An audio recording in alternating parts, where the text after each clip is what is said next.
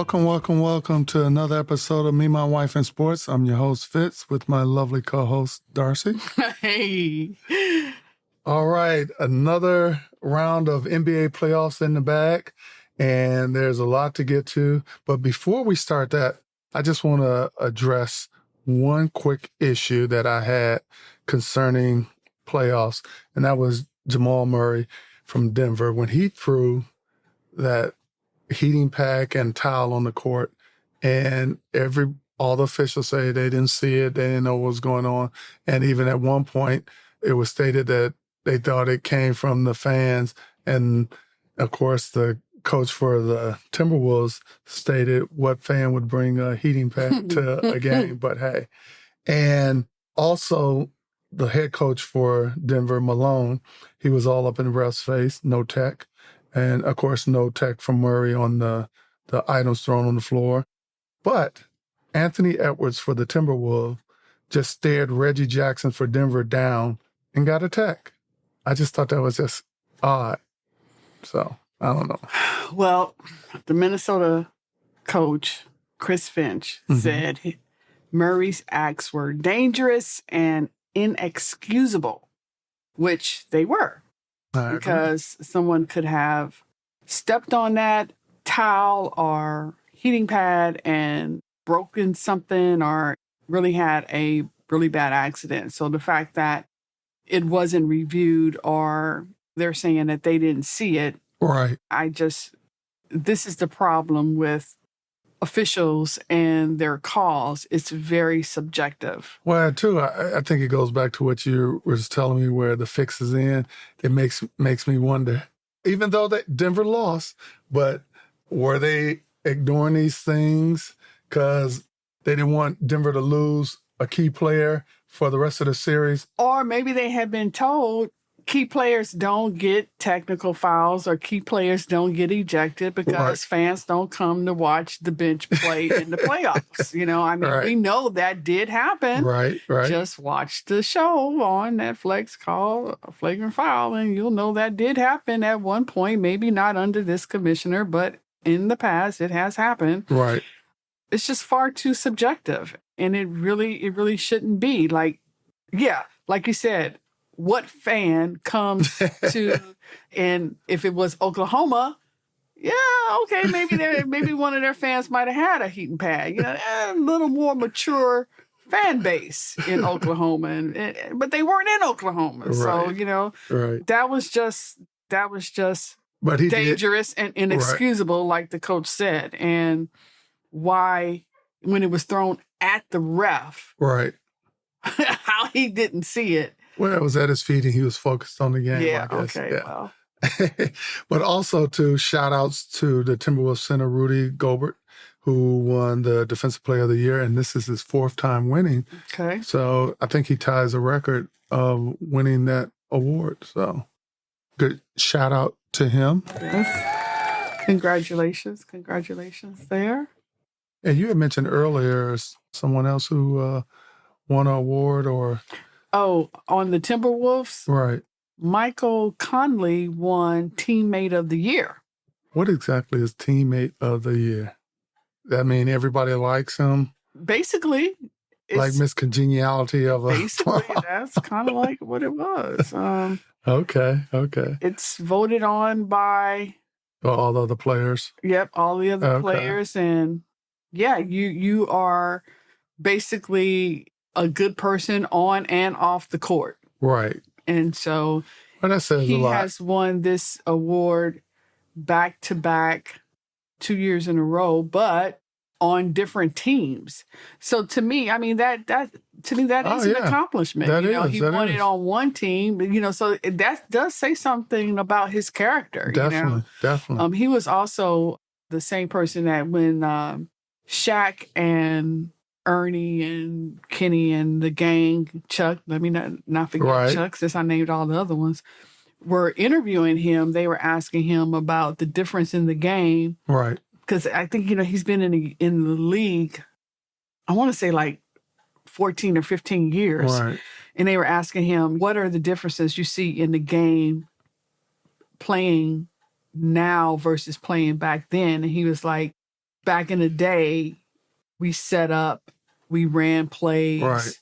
It was a more controlled kind of game. He said nowadays there are no setting. He said it's a rat race. There's no setting up.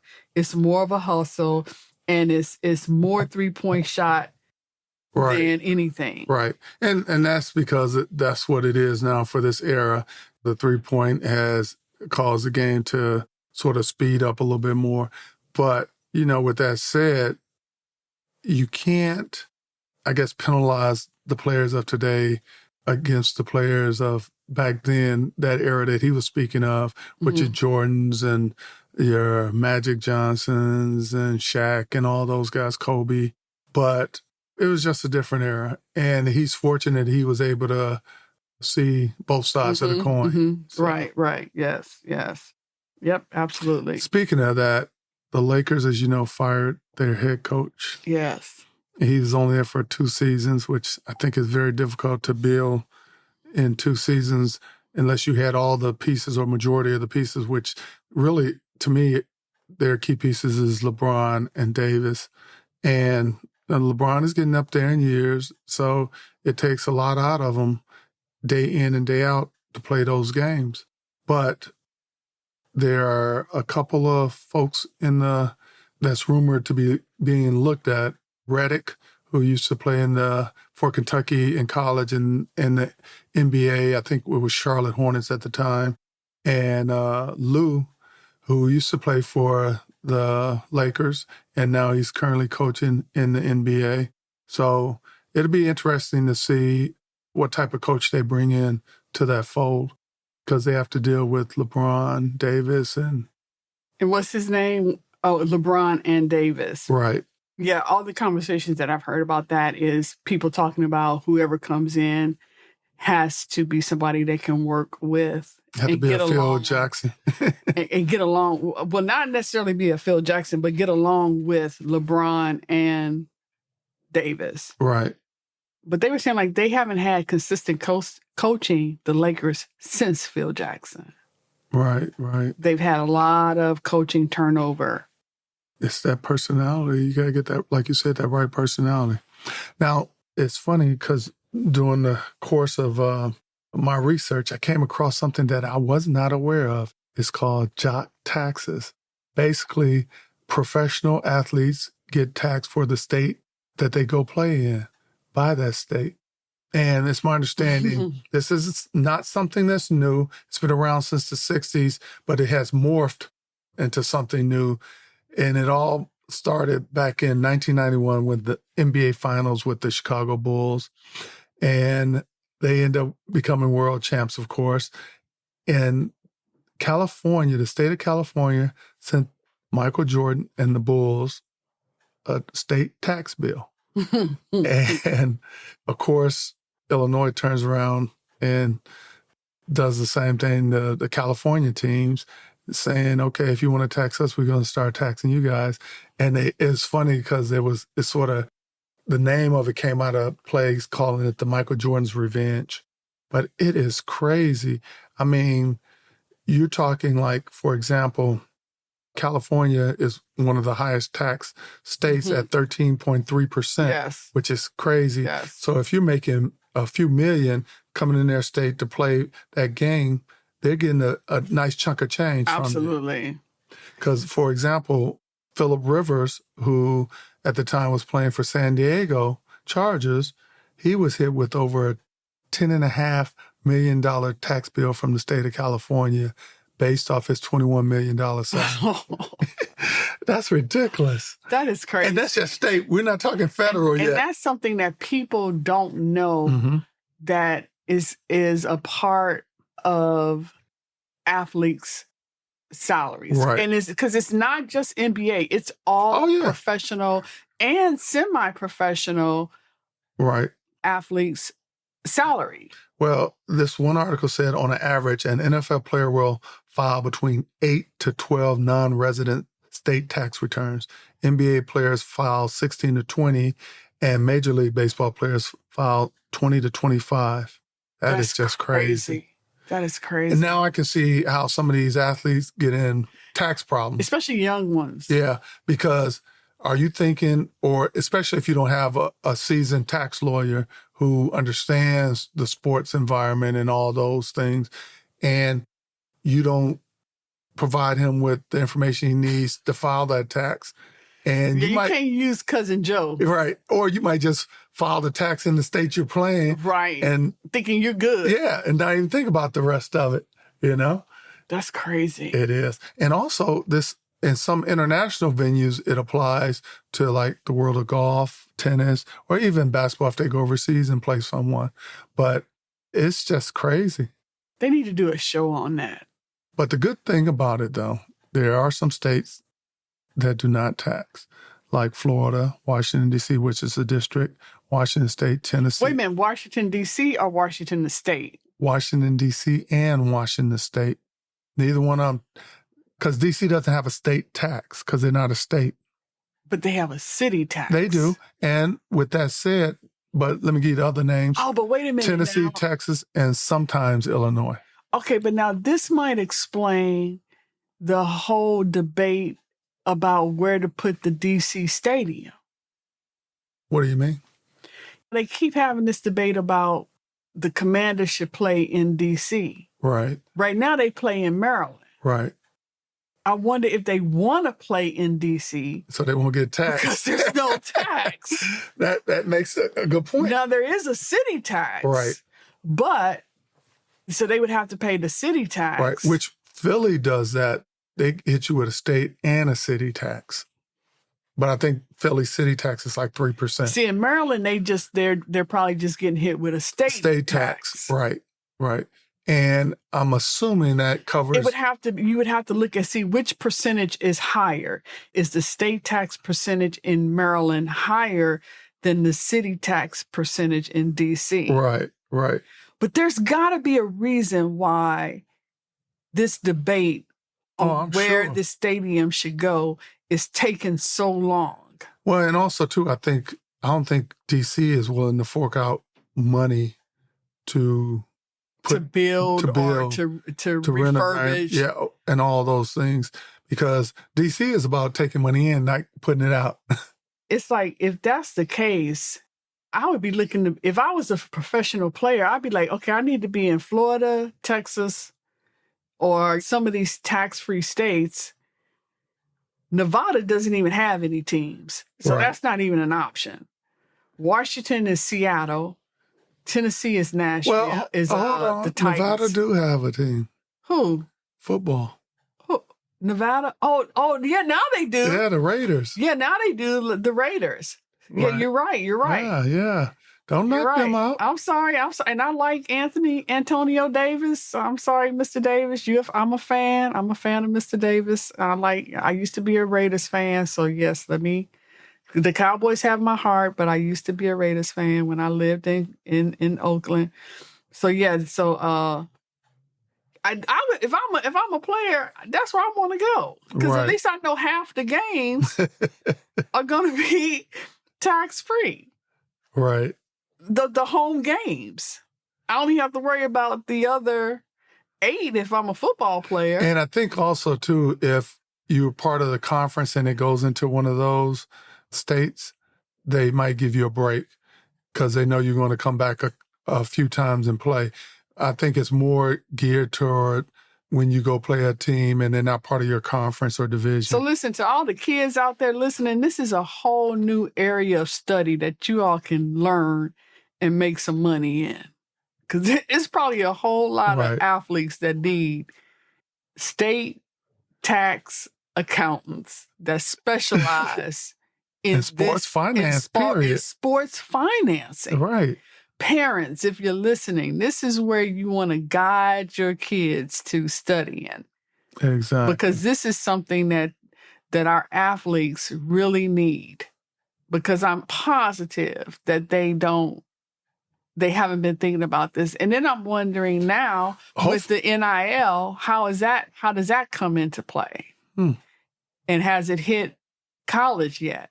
Well, I think with the NIL, that's a little bit different because you're just talking about basic contracts. Yeah, and not like a job. You just going out and doing something and getting paid. Like I might show up at your store and sign some autographs and get paid, and that's Yeah, it. but you're still leaving your state. If you're going to school in Iowa, you ain't filming in Iowa. Right. You might be filming in California. You're making those commercials. Oh yeah, yeah. Those State Farm commercials Right. and all of those commercials that they're making. Good point. That they're making. Right. You know, you're going somewhere to make those commercials. Well, they're not coming to you. They might be. Or maybe they are, but Yeah. I mean, It's got to be. what's his name? The dude with the red shirt? Maybe he's traveling all over to do it, but you know. Well, with technology, you don't need to go anywhere. That's true. They might be before green screen acting, Yeah. you know, but yeah, I just thought that was kind of strange, and I never heard of it before, and I just thought it was real unique. you know, as much as they talk about athletes and their salaries, and Right. a lot of them always try to make it seem like we don't make a lot of money. You Right. would think that they would say, y'all don't understand. This is how it breaks down, Right. and share some of this information. Like I'm reading right here, Stephen Curry, for example, his home state is California, Mm-hmm. but he travels to play in numerous states. Reportedly in 2018, he paid jock taxes totaling $1 million for playing in more than 20 states. Wow. $1 million.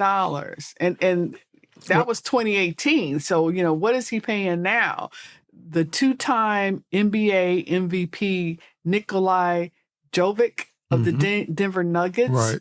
took home only about 51% of his Wow. $46.9 million annual salary, in part due to jock taxes. And that's just the state. That's not even counting the federal.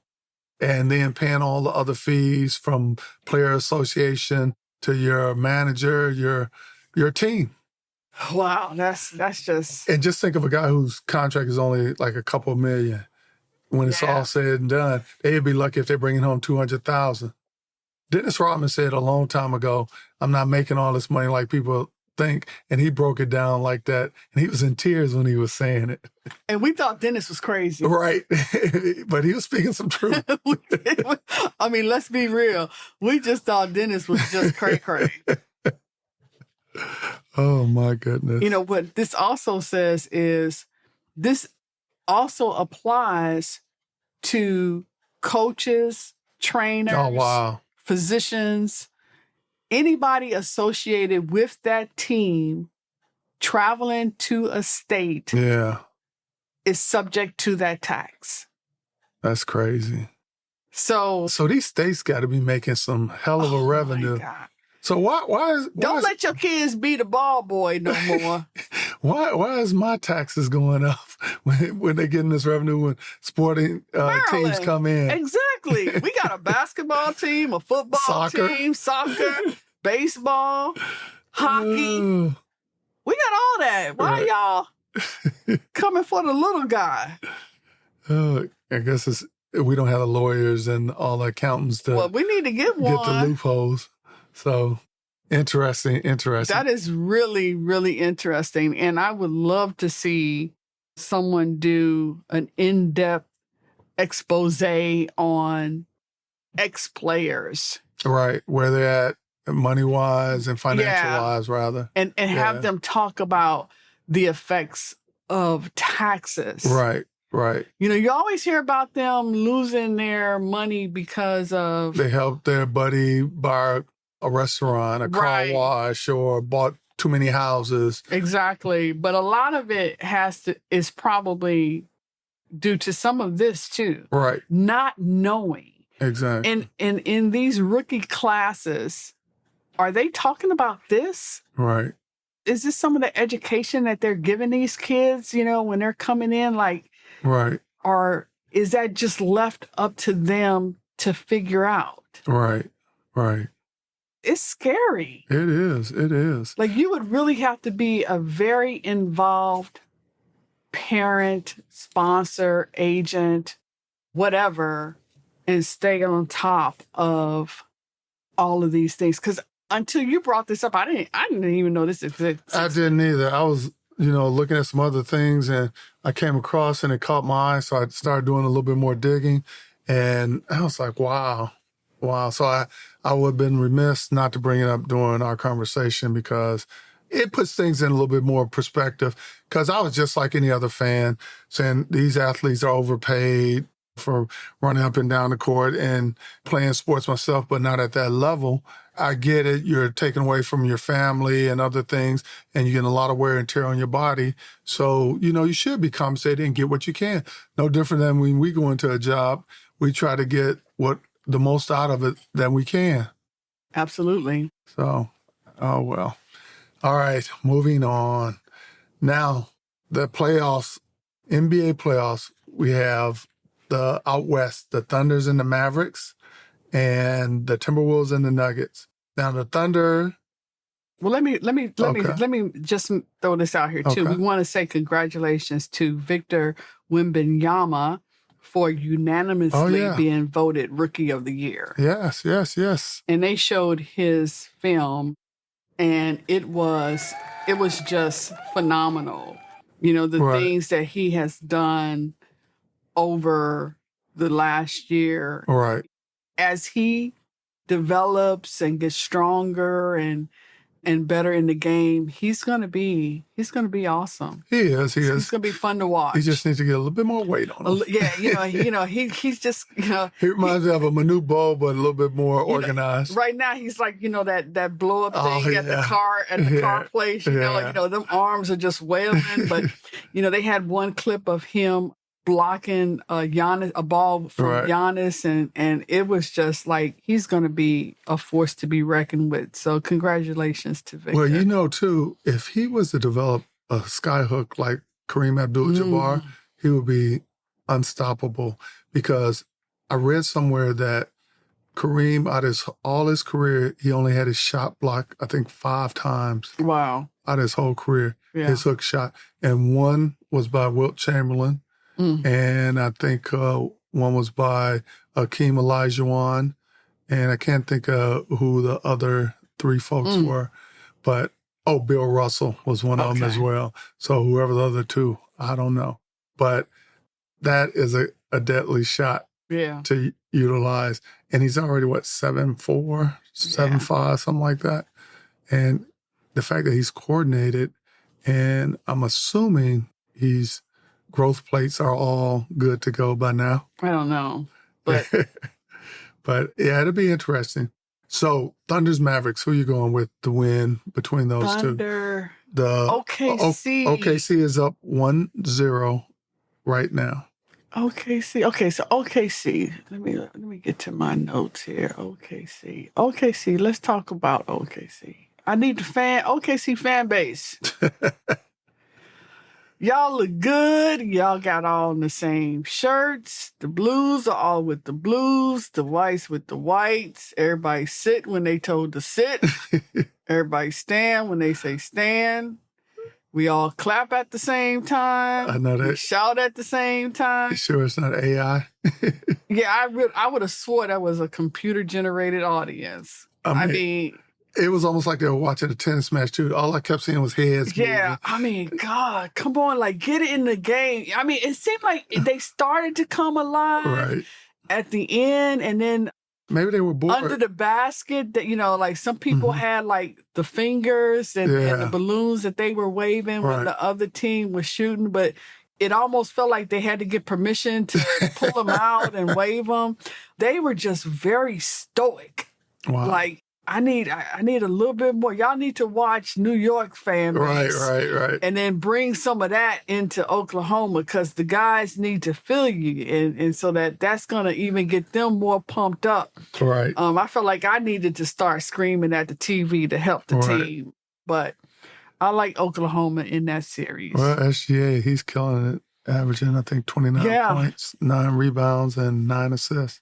So Did you see something from him? I didn't think that you were a believer of SJA. Well, I've been watching him during the playoffs and everything.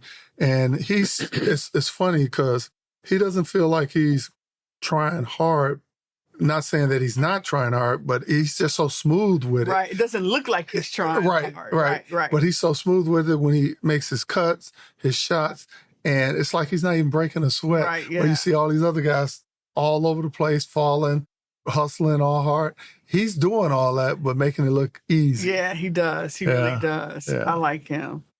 Other West teams, Timberwolves and the Nuggets. The Timberwolves, of course, is the 3 seed, Nuggets the 2 seed, and Minnesota leads 2-0. And I think they're going to sweep. Timberwolves? Yep, I think the Timberwolves. I'm just mad at Denver. Like, Denver, they just behave badly. They did, unsportsmanlike. Very unsportsmanlike. And I still don't know or understand what provoked frustration. That whole incident. And the fact that, for lack of a better term, and for being on the outside looking in, it seems like he got away with it. He got fined $100,000. He got fined $100,000, and I don't have $100,000 in my pocket to pay that fine. But maybe he does, maybe he doesn't. I don't know. But they weren't going to suspend him because he's a key player. But also the team was frustrated because they felt the officials weren't calling the calls fair, and basically their way. Yeah. They were just. But it wasn't a lot of calls to be made. They were letting them play, and they've been letting them play in all the games. Yeah. And everywhere. They just pretty much was getting blown out. And then you're down 2 games, so the frustration really kicks in. Exactly. Because it's like, now we got to climb back in. And I think he was hurt, if I'm not mistaken. Yeah, so just to do something random like that, you're a role model. Like, that was just bad behavior. And we're talking about Murray, just to make sure everybody understands that. I just can't condone bad behavior. I have a hard time doing that. So for that reason, I'm going with Minnesota. Okay. Now out east, we have the Celtics and the Cavaliers. Celtics, of course, are the number 1 seed, and the Cavaliers are the number 4 seed. And actually, Boston is up 1-0 in the series. And they've been actually rolling through all their opponents. Like when they played the Heat, they beat them 4-1. So it's like, that was the first round. And now they're up 1-0 on the Cavs and won convincingly. So Jason Tatum is from St. Louis. Right. My hometown. So I am obligated by the rules of St. Louis, Missouri, to cheer for Jason Tatum and the Boston Celtics. Well, that man is Jaylen Brown. That last game, he was just killing. But Jason is from St. Louis. That's our homeboy. But you know what? The other thing that I like about the Celtics is they have a deep bench. Right. And it's not a one-man team. Exactly. Everybody is contributing to the success of this team. So it's not just, sometimes it's like Jason ain't doing anything. Right. Like, where are you at? You have, like I said, Jaylen Brown, Donovan Mitchell, White, Mobley. Yeah, I mean. They all jump in there. And that's what I'm saying. Their bench is deep. And that's what makes competing against them a challenge. Right. Because they have a deep bench. They're one of those teams, like I remember in March Madness one year, there was one school that would take all 5 people off and put a whole new 5 in. And it was like they didn't miss a beat. Right. The starting 5 was just as good as the next 5 on the bench. That's how the Celtics are. Right. Like, you don't know really who the starting 5 are because it could be any of the people on that bench at any time. And when you're doubling like Tatum, then somebody else steps up. Like White the other night. Yeah. White was on fire. Yeah, he was. I mean, I like when it's truly a team effort. That's what I like to see. Yeah. And whereas the Cavaliers, to get to where they played the Magic, and it took a full 7. So, and 2, they got to be tired, Yeah. That takes a wear and tear, banging in and out. Yeah. All right. Other East team, the Pacers, who's the 6th seed, and the Knicks, the number 2 seed. That game is tonight, and, y'all. Well, time you hear this, the game will be over. Okay. But New York leads the series 1-0, and unfortunately, the Pacers got to figure out Jalen Brunson. I think they're going to figure it The out. guy been averaging 40-plus points throughout the whole series. And the problem, though, that I have with the Knicks, they're always chasing from behind. And you only could do that so long before it catches I up think with the you. Pacers are coming into New York tonight. Reggie Miller's going to be in the house. We're going to renew that old rivalry. And it's going to be a good game. All right. We'll see. I don't know who. I mean, like I said, I am a Reggie Miller fan from way back, and I don't know who's. I think this is going to go in 7. I think they're going to play all 7 games. I agree. And I just think it's just going to go down to the wire. I totally agree. Well, we will see. Well, this sort of concludes this episode, and I want to thank all our listeners for joining us. And hopefully you'll listen to our future episodes. And next week we'll discuss a little bit more about the NBA playoffs. But we wanted to start talking a little bit about the Olympics because it's less than 80 days where our U.S. teams will be traveling over to Paris and compete.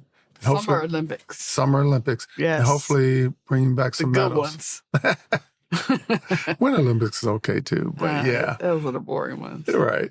I just want to thank everyone for their support of our podcast. And if you have any questions or comments, you can reach us at memywifeandsports@yahoo.com. Darcy, any final remarks? Everyone have a great day.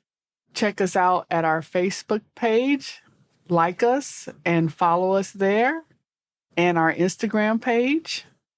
And remember, your mate is a reflection of you.